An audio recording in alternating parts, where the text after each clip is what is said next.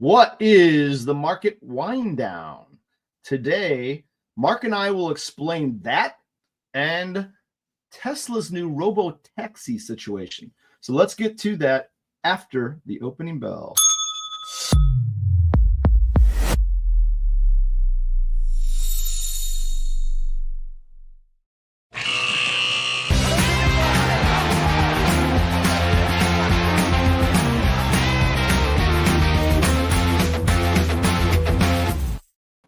No Yellowstone music today, right?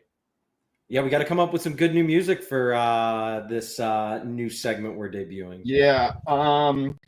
So no Jason today. A little different idea just for today's show on Traders Workshop. We're not going to be talking about Gamma or Vana or Charm today. Boo-hoo. But we're going to talk about a couple things. So first thing, let's tackle this market wind down, right? So this is a new effort by Mark and me. And, Jason won't be involved because he doesn't drink. Mark and I are professionals. So we drink wine profusely. And we thought a cute little clever title was the Wine Down, the Market Wind Down. And it's going to occur on Thursdays because Fridays are insanely impossible to do this on. It's going to be after the market. And what we're going to do is we're going to look back over the course of the week and possibly forward to what's coming up in the market and, all about options and trading and announcements and that sort of thing. Right, Mark? Any other thoughts there for that part of it? Well, we always take up so much time on this show. We always get distracted talking about wine anyway. It was like, we need to actually just make something that's focused on wine in the first place and make that the centerpiece because we end up getting distracted and talking about it anyway. So I can always use a good excuse to open a bottle. Yeah, so we will chat about wine. We're going to give our little inputs on the wine he's drinking and the wine I'm drinking, and I'm guaranteeing you they're going to be different. Although Mark and I have a pretty good French background, so you never know with us. I will not be opening up a 2000 Lynch-Bage, I don't think, for the wine down. But not every week, but there could be a special week. Yeah. So don't look forward to that. That's going to be at 3:15 Central. On Thursdays. We don't have a start date yet because we have 4th of July coming and we have a few things in the making. We're making intros and all that kind of cool stuff. Probably mid-July, you will see it. If you are a subscriber to the Hub, you will get an email. So please make sure you subscribe. It's just an email, hub.tradier.com. Don't forget to subscribe to Mark's newsletter, The Till. Okay.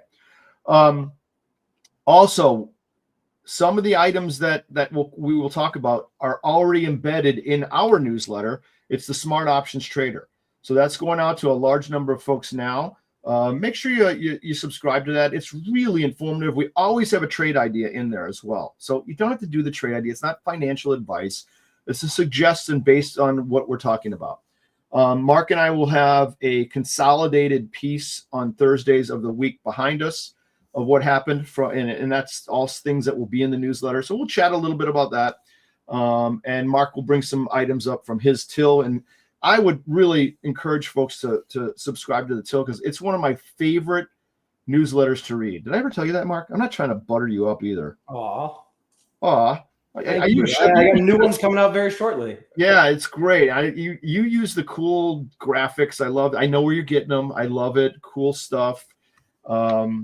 It's just really, really smart, the things that he writes about. So anyway. I like to make the complicated things about vol and investing in options and using options and trading options just a little bit more approachable because they're complicated, but they're not that complicated. They're accessible. Yeah, and that's a good point. So, I had a question the other day in the grocery store. Someone said, can I trade options and do something very simple and make money? What's your answer? I mean, does it have to be that difficult? I think the biggest difference between equities and options is you can do very simple things in equities. You can buy and hold and it will outperform, 95% of active managers or whatever. Right. Super simple to set up, a couple clicks and you're done. Yep. Options, when you're trading volatility, it's not always a buy and it's not always a sell. So it's hard to say that there's one thing that you can consistently do because that's just not the nature of volatility. So Right. you can't say that, oh, you should always sell these calls or always sell these puts, or frankly, on the other side, always buy these because insurance gets expensive too. So Yep. Unfortunately, I don't think there's a simple thing. I think there are places you can work with, a little bit of self-promotion that make it simple for you. But at the end of the day, if you're going to be out there trading for yourself, you have to have some kind of decision-making criteria, and it's not so simple as, an automated strategy. Yeah, that's a good point. So how do you answer the question, which I got recently too? The person said, I want to buy volatility when it's low and I want to sell it when it's high, and yada yada. I said, okay, that's interesting. It makes sense, theoretically. And I'm like, I tried to do that when I first started trading way back when, and it didn't work for me. I ended up figuring out ways to cleverly sell premium all the time. Now, granted, I'm not taking short Vega at low volatility points. I'm doing something different, but I'm also not paying massive theta. So do you have an answer for that at all? Can you really, as a retail person, be long a bunch of premium and be just jamming theta down your throat and make it work? You don't have the ability to buy bids and sell offers all day long to offset that theta, right? With edge. So what would be the Mark Phillips Till answer to that question? I think we're going to be on the same path, but let's see what you would say. I would say that's really hard. It's like as hard as stock picking highs and lows. I think there are very, very few humans that are natively good at that. I think every market regime has, and whether that's over the course of years or whether it's over the course of days, has different, strategies that are more and less successful. And I think, to consistently be able to trade options or be involved, you constantly need to be evolving to what's working. And maybe a little bit of that is sell volatility when it's high. Well, maybe it's not necessarily when volatility is high, but there are indicators that you can use for when it's a good time to get into a short trade. A little bit more self-promotion. It's one of the main things that we've been building out with the partnership I have with Peakbot, is working with them to develop bots that are sensitive to the market environment and use that context to make a decision about whether or not to enter a short. And it significantly improves your odds. You can't just sell condors every day because fortunately we live in efficient markets and, volatility is well priced. But given some indicators about, various different things, I won't give away all the secret sauce, but using some kind of filter, I would say, or set of filters is your best chance at being able to find those long opportunities to buy and find those short opportunities to sell. Yeah. I think it was you in past shows on this show, on the Traders Workshop with when Jason's here. You've mentioned that even in our day on the floors, that there are times in high IV environments, right? You're selling. You still have to find something to buy. Sorry, but you got to find an option to buy as a hedge. And same thing on the downside of IV. When IV is really low, you feel like you want to buy everything, you got to find something to sell. Sorry, it's just part of the game. Does that make sense? Absolutely. I mean, I think, we used to say that there's always something cheap on the board, right? And, if you want to be able to sell high volatility, you need to be able to buy something that's slightly cheaper. Right. I totally agree. Yeah. So I totally in favor of that. But I thought it was an interesting point. It came from a retail person. I did a series, private session, or maybe it wasn't so private. It was a few people. But yeah, they asked me that question. I thought it was an interesting question. And this person, you could tell, was obviously pretty knowledgeable, with his follow-up questions. So it wasn't like a total newbie. So I thought it was a great topic there. Right. So pretty good. Kudos there for that. Speaking of wine, you said something about wine. You see our little comments there? I know these guys. The Boone's Farm. Ooh, Boone's Farm. That'll be. I might skip that week. All right. What about have you been up on this robo taxi thing with Tesla? Have you been following it at all? Just a little bit. I wouldn't say a total expert, but yeah, high level. They unleashed some fury in Austin on Monday, I guess. Yeah, so I guess the news blurb is Tesla deployed around 10 to 20 Model Ys, running at full self-driving mode. They are charging $4.20 flat. I think that's anywhere you go, and it's probably a defined area, is my guess, right? And there's a safety monitor on board, whatever the hell that means. Well, after that announcement, I think Tesla surged about 8 to 10% on that news. Positive impact here, my feeling is yes. Kind of the outlook or the expected price target now, with if all things considered, is in the 400 plus range, as high as 475. Stocks trading around 325 today. Any thoughts around that? I guess this is a big deal, the more I think about it. So especially if you can deploy 1 million of these Model Ys, he's naturally buying from himself to push these cars out there. Yeah, there's obviously a huge market. It seems like there are a bunch of safety concerns. But Waymo, I just read in one of these articles, has 10 million paid rides. So there's, like I said, there's definitely a market for this. Where Tesla as a stock will go, I always think this is one of those very sentiment driven names, right? So you're trading as much on that, and the vol of this is just crazy over time. Right. So I'm always I treat it with kid gloves if I have to get involved with Tesla stock. Yeah, it's one of my favorites, though. I will be honest. It's a great trader. Yeah, it's massive trader, so I love it. That's number one. Option premiums in Tesla are gigantic. And don't get that confused with high implied volatility. That's not what I mean. It can mean that, but it's not what I mean here. It can be high, it can be low, but the dollar value of these numbers is like SPX, for God's sakes. Not quite, but it's a $300 entity. So in equities like that, I love it. There's like $70 straddles and what have you. But if you had an outlook of Tesla hitting 475,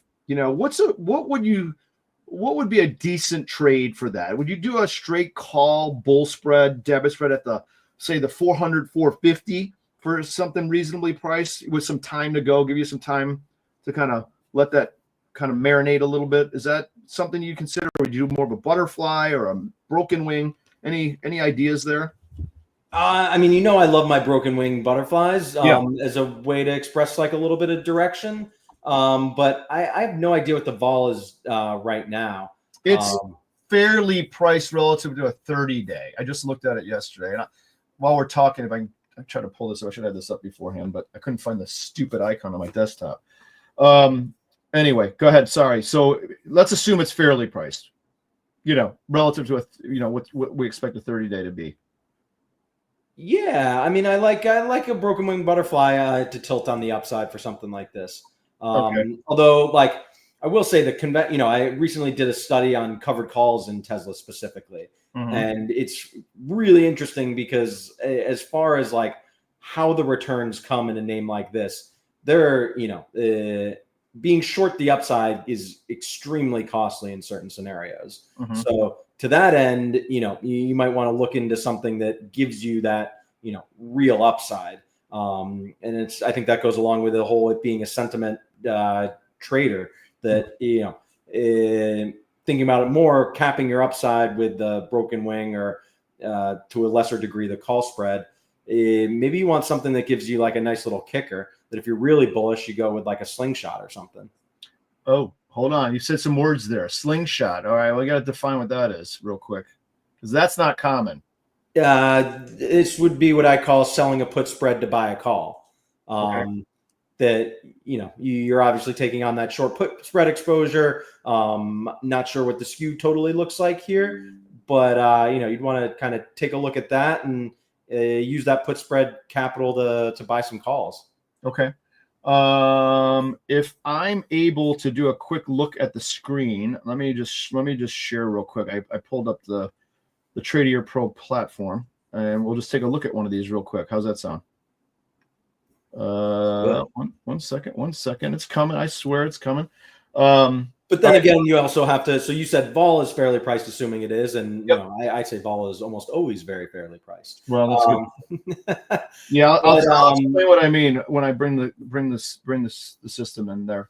So, I want to see what the upside calls are priced at relatively, because talking myself in circles, the idea that it does have this kind of upside pop potential. A lot of people could be using calls as an equity replacement, right? Yep. So to the extent that there's a demand for calls, and by equity replacement, I mean the risk reward from even just buying naked calls might be better than buying the stock, given the sort of wing potential of where it might end up.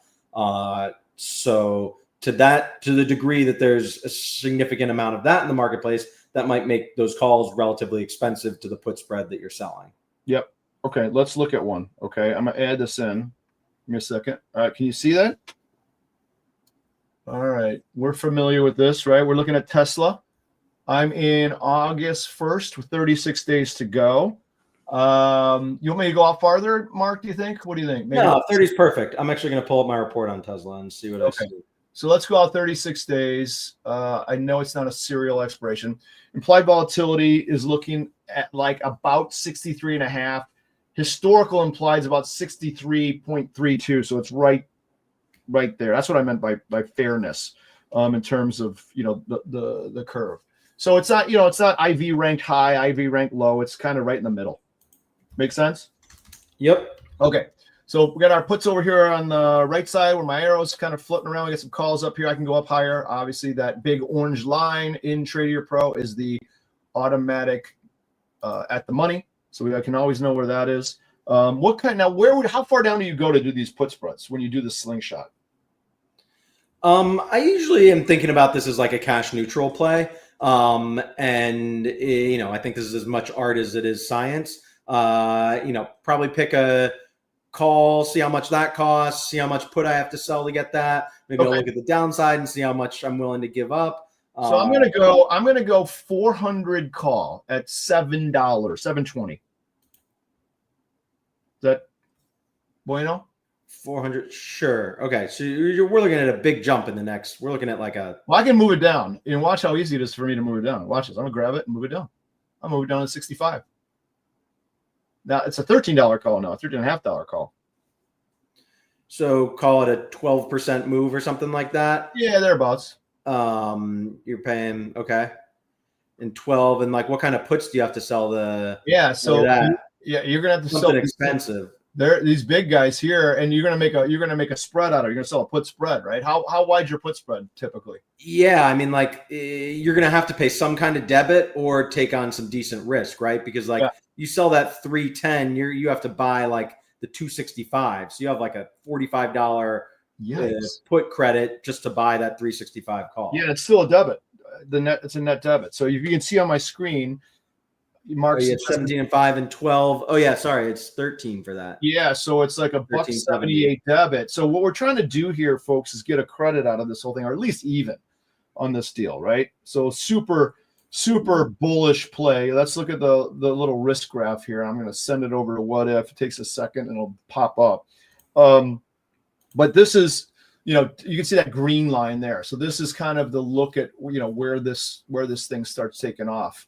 On a trade like this, but it's it's risk defined. We know that you have a finite amount of risk on this one, and you are net long a call, so you've got that unlimited upside potential on this slingshot, right? Yep. So, but you like to get these into credit land, huh? So I'd probably have to move this up a little bit or move this down. So if I move it down a little bit, we're gonna get there. So now we're at even, more or less, 3-cent debit. But you don't like that big span. 250 to 310 is pretty nasty. That's a ton of risk. Yeah, and I'm looking at the skew curve right now. I mean, these what delta do you have on that call? I got a 34-ish. Yeah, so the 34 I have the 30 delta call worth 2 or 3 clicks more than the 30 delta put. Okay. Even worth more than the 80 delta put, or the 20 delta put. Yeah.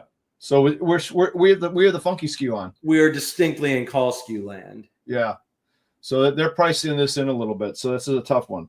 And all that means for people is like, typical call skew kind of looks like a typical equity skew kind of looks like a curve where it's higher put skew, 25 delta to 25 delta, the implied volatility of the 25 delta call versus 25 delta put is lower than the put typically. And then Mark says it's geared to the call side. So it's kind of lifted up on that call skew.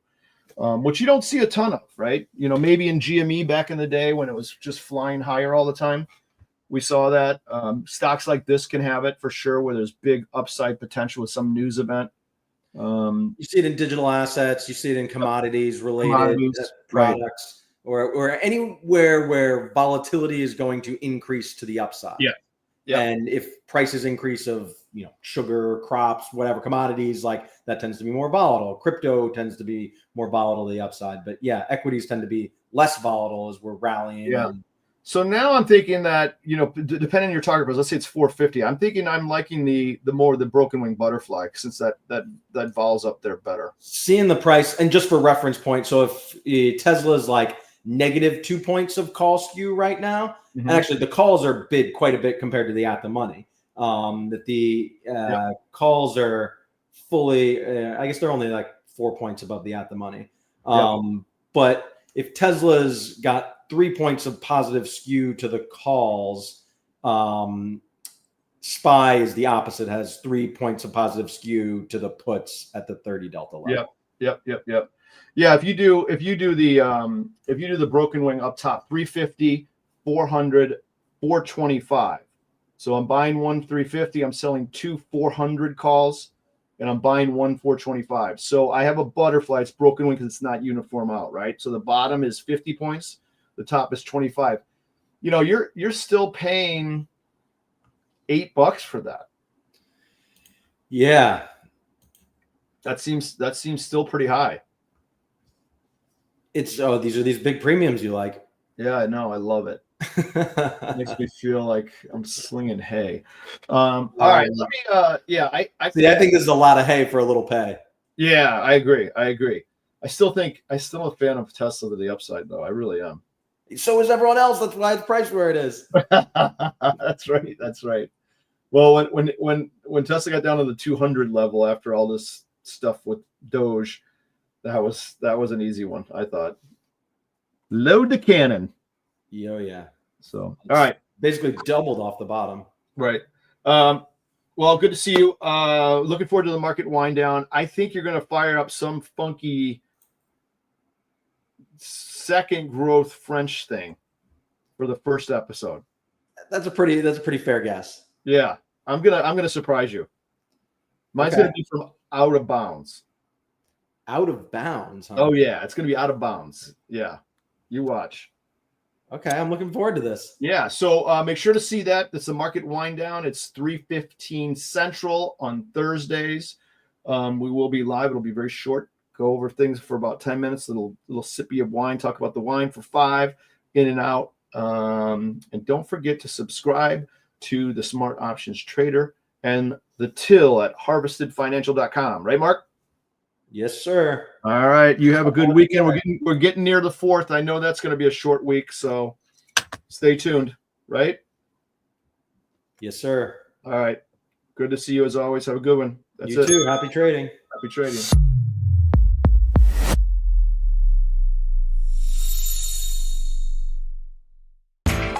You know how the financial world goes. Here comes the buzzkill. Please make sure to take some time to read this boring disclaimer. We will owe you one.